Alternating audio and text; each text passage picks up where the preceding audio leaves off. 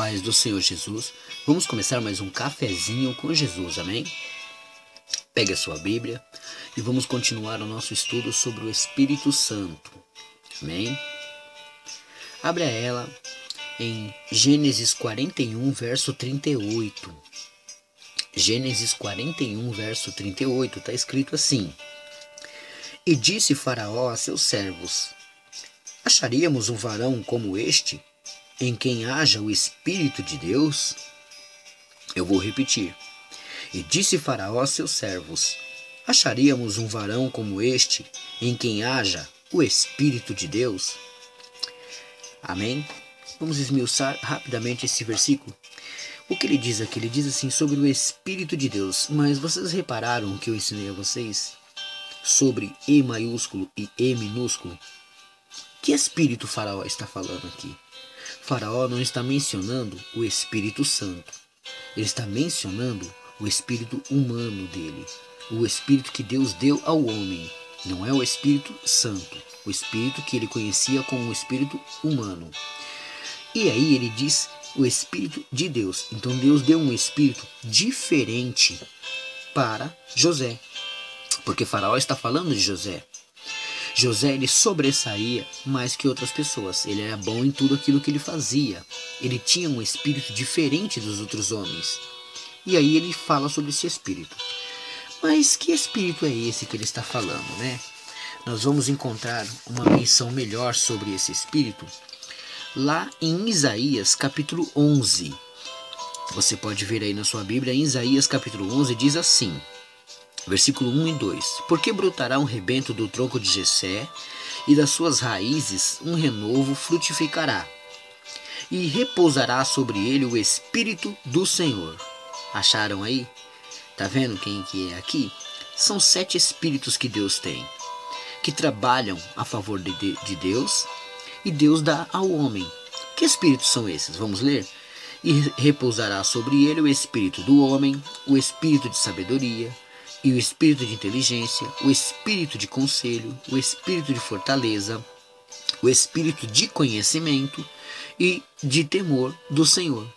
São 7 espíritos que repousará sobre Jesus Cristo. Essa palavra aqui está sendo mencionada para ele. Mas Deus pode dar ao homem um desses espíritos. Por exemplo, o espírito de sabedoria foi o que Deus deu a Salomão também. Tá vendo?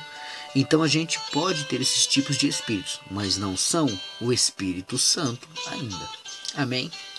Agora eu quero falar um pouco mais também sobre o selo do Espírito Santo.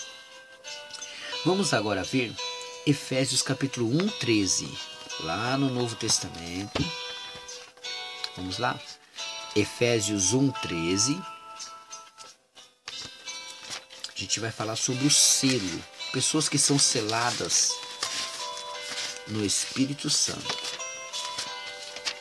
1 Coríntios, 2 Coríntios, Gálatas e Efésios. Capítulo 1 e verso 13 está escrito assim: Em quem também vos estáis depois que ouvistes a palavra da verdade, o evangelho da vossa salvação, e tendo nele também crido, fostes selados com o Espírito Santo da promessa.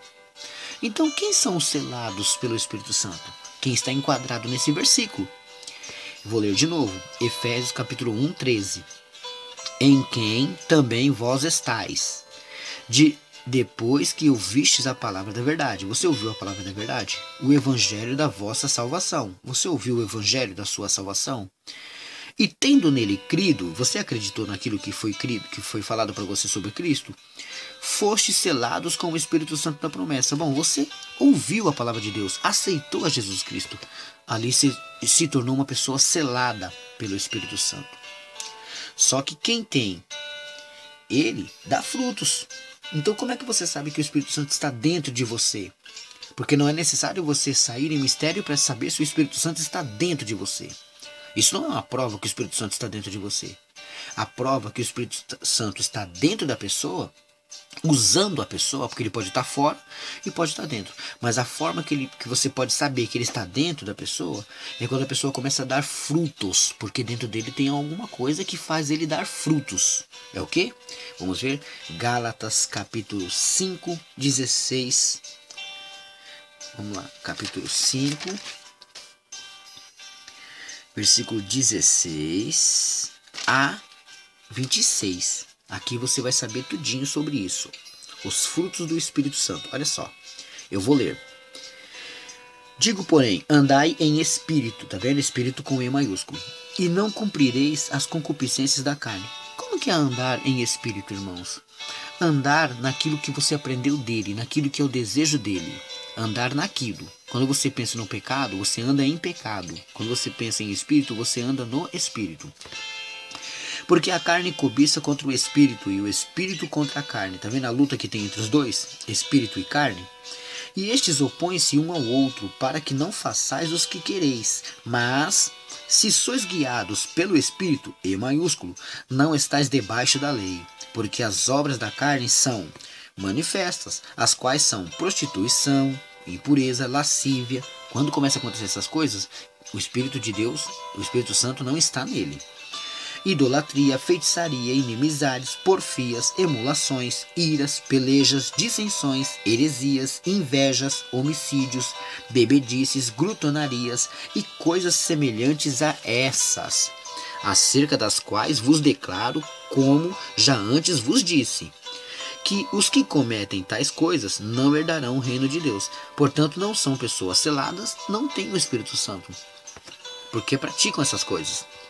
Ah, mas eu conheço um cristão que faz isso. Ele não tem o Espírito Santo de Deus. Vamos lá, versículo 22. Mas o fruto do Espírito, com E maiúsculo, é caridade. O que é caridade? É amor. Gozo, prazer naquilo que faz. Paz, longanimidade, benignidade, bondade, fé, mansidão, temperança. Contra essas coisas não há lei. Olha só, então quer dizer que a pessoa que pratica, que ela sai de dentro dela o amor, o gozo, a paz, a longanimidade, benignidade, bondade, fé, mansidão, temperança, em tudo ele sabe, ele é bom, ele sabe agir, porque isso são frutos do Espírito Santo. Ele tem fé, ele tem amor, então tudo isso são frutos de quem está dentro dele, ele é selado. E contra essas coisas não há lei. Veja versículo 24. E os que são de Cristo crucificaram a carne com as suas paixões e concupiscências. Quer dizer, a pessoa luta contra o seu desejo, mas vive andando em espírito, não anda mais em carne. Se vivemos em espírito, andemos também em espírito. Não sejamos cobiçosos, nem de vanglórias, irritando-nos uns aos outros, invejando-nos uns aos outros. Viram aí o que aprendemos aqui? Então somos selados se damos esses frutos, né? Você sabe me dizer quando foi que os três, o Pai, o Filho e o Espírito Santo, apareceram juntos? Talvez você não lembre ou não sabe disso. Você sabe? Amém. Mas houve na história um momento que os três fizeram parte do mesmo momento e foram vistos por todos. Como isso? Abra sua Bíblia em Mateus 3, 16, 17. Vamos lá? Aqui você vai saber qual foi o dia que o Pai, o Filho e o Espírito Santo estiveram juntos na presença dos homens de uma outra maneira, mas eu vou explicar. Olha só, Mateus 3, 16 e 17 diz assim: E sendo Jesus batizado, saiu logo da água. Então aqui é o Filho. E eis que lhe abriram os céus e viram o Espírito de Deus, com E maiúsculo, descendo como uma pomba, vindo sobre ele. Então, a segunda presença, o Espírito Santo. E eis que uma voz do céu dizia: Este é meu Filho amado em quem me comprazo. Esse é o Pai. Nesse exato momento, no batismo de Jesus Cristo, apareceu o Espírito Santo e Deus no batismo do seu Filho. Amém? Isso aqui é somente uma curiosidade. Mas vamos agora falar um pouquinho também sobre a blasfêmia, né? Mateus 12, 31, 32. Vamos lá. Mateus 12, 31 e 32 diz assim: Portanto eu vos digo, todo pecado e blasfêmia se perdoará aos homens, mas a blasfêmia contra o Espírito com E maiúsculo, não será perdoada aos homens.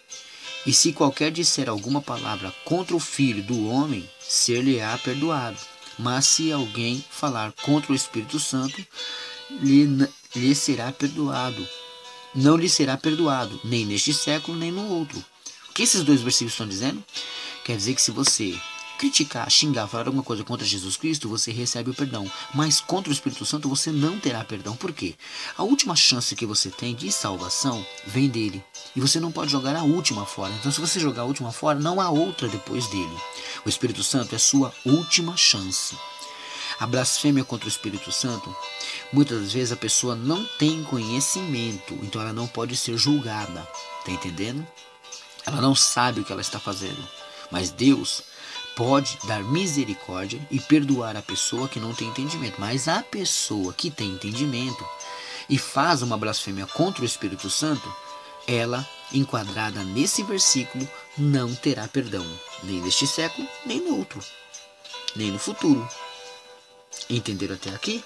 Então não se deve blasfemar contra o Espírito Santo, né? Hoje, a Bíblia fala para dar ouvidos a ele, né? Como que ele diz em Hebreus 3:7? Espero que você tenha estudado todos os áudios, né? Eu sei que a internet não está nos ajudando, mas espero que você tenha estudado até onde você conseguiu aí receber os seus áudios, né? Hebreus capítulo 3 e verso 7 diz assim: portanto, como diz o Espírito Santo, se ouvirdes hoje a sua voz, então quer dizer, não endureçais os vossos corações. É a ordem do Espírito Santo, não endureçais os vossos corações. Amém? Irmãos, nós vamos encerrar agora o estudo do Espírito Santo. Espero que você aprendeu. Eu sei que a internet está judiando muito, não estamos conseguindo mandar todos os áudios, irmãos, devido muito contato em um aparelho só, devido à internet, devido ao sinal. A luta está grande, irmãos. Ninguém disse que seria fácil, mas desistir não vou. E espero que você também tenha perseverança. Amém? Visite a nossa página, onde nós estamos colocando os antigos cafezinhos. E eu estou já programando aqui um jeito de passar um pouco de contato para outro aparelho, para que eu possa conseguir mandar os cafezinhos. Amém? Vamos finalizar agora da maneira que todos os pastores gostam de finalizar. Eu praticamente não faço por nenhuma crítica, mas não faço. Mas a maioria dos pastores costumam finalizar os seus cultos com 2 Coríntios 13:13. E eu vou terminar agora esse áudio do cafezinho com 2 Coríntios 13:13, que diz assim: a graça do Senhor Jesus Cristo e o amor de Deus e a comunhão do Espírito Santo seja com vós todos, e todos dizem amém.